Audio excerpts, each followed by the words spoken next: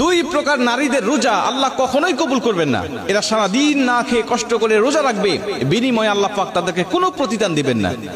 মেয়েরা কিন্তু পুরুষের তুলনায় বেশি রোজা রাখে, মেয়েরা পুরুষের তুলনায় বেশি নামাজ পড়ে। ধর্মের দিক থেকে মেয়েরা কিন্তু পুরুষের দিক থেকে অনেক আগায় আছে, কিন্তু শুধুমাত্র সঠিক তরিকাটা না জানার কারণে, সামান্য ছোট্ট ছোট্ট ভুল হওয়ার কারণে তাদের সব আমলগুলো বরবাদ হয়ে যাচ্ছে। এই জন্য নবী বুখারীর বর্ণনায় বলছেন, উরিতুন নারা ফাইদা আকতারু আহলিহা নিসাউ ইয়াকফুর, আমি অধিকাংশ নারীদের স্থান দেখেছি জাহান্নামে, অধিকাংশ নারীরা জাহান্নামে চলে গেছে। দুই প্রকার নারীদের রোজা কবুল হয় না। তার মধ্যে প্রথম নম্বর, এক নম্বরে নবীজি বলেন, যারা স্বামীর অবাধ্য স্ত্রী, ওয়াকফুরনাল আশিরা, যারা স্বামীর অবাধ্য স্ত্রী, এদের উপরে আল্লাহ পাকের লানত থাকে সর্বসময়, নবীজির লানত থাকে, ফেরেশতাদের লানত থাকে। এরা যত ইবাদত করুক, আল্লাহ কোনো ইবাদত তাদের কবুল করেন না। নবীজি সাল্লাল্লাহু আলাইহি ওয়াসাল্লাম বলেন, যাদের উপরে নারাজ রয়েছে স্বামী বৈধ কারণে, এরা যখন কবরে যাবে, এরা যখন হাসরের মাঠে উঠবে, মিজানের পাল্লায় যখন তাদের আমলনামাটা মাপ দেওয়া হবে, দেখা হবে একদম জিরো, তাদের কোনো আমলনামাটা আল্লাহ পাক কবুল করেন নাই, অথচ পাহাড় পাহাড় সমপরিমাণ সওয়াব তারা ইনকাম করেছিল।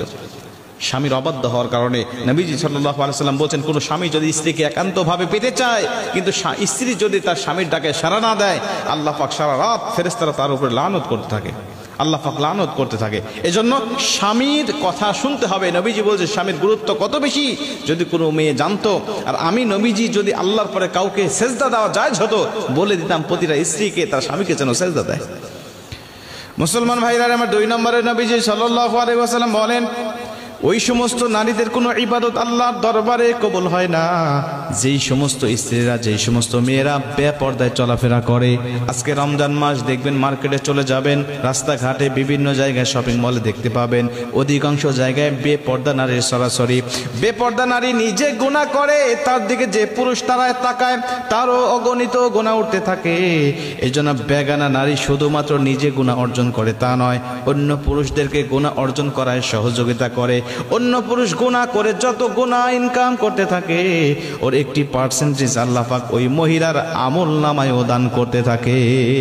বেপর্দা নারী যারা, এদেরকে দেখে অন্য পুরুষের রোজা হালকা হবে, অন্য পুরুষের আমল নষ্ট হবে, অন্য পুরুষের চরিত্র নষ্ট হবে। আর ও বেপর্দায় চলার কারণে আল্লাহ পাক তার আমল নামাটাকেও ঘাটতি করে দিবেন, তাকেও গুনাহ দিবেন, আল্লাহ পাক তার স্থানটাকেও জাহান্নামে করে দিবেন। এরা অনেক সওয়াব ইনকাম করেছে, অনেক নফল নামাজ পড়েছে, অনেক ফরজ রোজার পাশাপাশি নফল রোজাও রেখেছে, কিন্তু বিনিময়ে তাদের আমল নামাটা চির হয়ে থাকবে। কেন? সে নিজে বেপরদায় চলাফেরা করেছে, নিজে গুনাহ করেছে এবং অন্যকে গুনাহ অর্জন করাতে সে সহযোগিতা করেছে। এজন্য আমি আপনাদেরকে অনুরোধ করব, যারা মহিলারা আমার আলোচনা শুনছেন, আপনারা অবশ্যই এই দুইটা বদ অভ্যাস যদি আপনার মধ্যে থেকে থাকে, আপনি বদ অভ্যাসগুলো পরিত্যাগ করেন। আশা করা যায় সারাদিন আপনি না খেয়ে কষ্ট করে রোজা রাখতেছেন, এই রোজাটা আল্লাহ পাক অবশ্যই আপনার কবুল করবেন। কিন্তু যদি এই অভ্যাসগুলো থেকে থাকে, নবীজির হাদিস অনুযায়ী শুধু সারাদিন না খেয়ে কষ্ট করতেছেন, বিনিময়ে